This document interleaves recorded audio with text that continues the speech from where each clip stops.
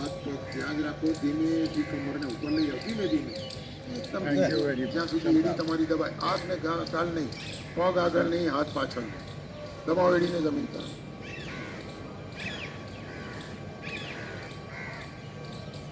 જમણા પગને બંને હાથની વચ્ચે, એટલા સ્ટ્રોક આવે તો સૌથી સારું, ના આવે તો થોડો સરકાઈને પણ લાવો. આગળના પગને ઘૂંટણથી વાળો, એડી નિતમ નજીક લાવવાનો પ્રયત્ન કરો અને પાછળના પગ ઉપર જે પ્રભાવ પડે છે જુઓ, આખો પગ ખેંચાશે સ્નાયુ એના. આગળના પગને સીધો કરો, દબાવો ઘૂંટણને અંદરની તરફ. ત્યારબાદ વિરુદ્ધ પગને પણ આગળના પગ સાથે ગોઠવો, એટલે કે જમણા પગ સાથે. બંને હાથને કાન સાથે ચિપકાવી દો. શ્વાસ ભરતા ધીમે ધીમે ઉપર, એકદમ ધીમે ધીમે, ઝડપથી નહીં, એકદમ ધીમે ધીમે લઈ જાઓ. વિશેષ પાછળ ખભાથી મસ્તિષ્ક સહિત બંને હથેળી ત્યાં જ ભેગી કરો.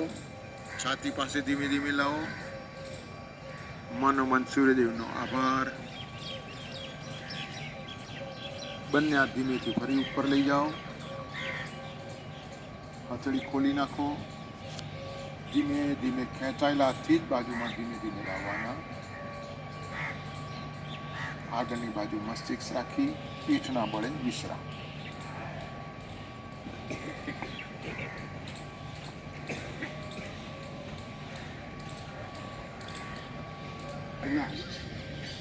શરીરના જે અંગો ઉપર સુંદર પ્રભાવ પડ્યો તેનું મનોદ્ધાર થાય. શરીરને એકદમ હળવું છોડી દો. વાયર જગ્યા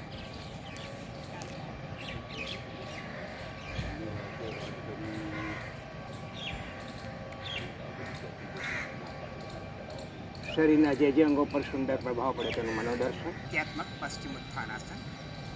એડી, પંજા, ઘૂંટણ, ટીકા, બંને હાથ શરીરની આજુબાજુ, હથેળી જમીન તરફ લઈ જઈશું. બંને હાથને એક સાથે મસ્તક તરફ, જમીનને સમાન. હથેળીનો પૃષ્ઠભાગ જમીન પર આવે. નાભીને કેન્દ્ર તરીકે ગણી હાથ અને પગને એકબીજાની વિરુદ્ધ દિશામાં ખેંચાણ. બંને પગનું ખેંચાણ, પ્રશ્વાસ બહાર, બંને હાથના પંજા પગના પંજાની બહાર લઈ જવા. 51 5 આવર્તન કરવા છે. પ્રેમ થાય તો 3 ખરો, પણ ઘૂંટણથી પગ વાળશો નહીં. ઘૂંટણ અને મસ્તક વચ્ચે અંતર ઘટે તેવી કોશિશ.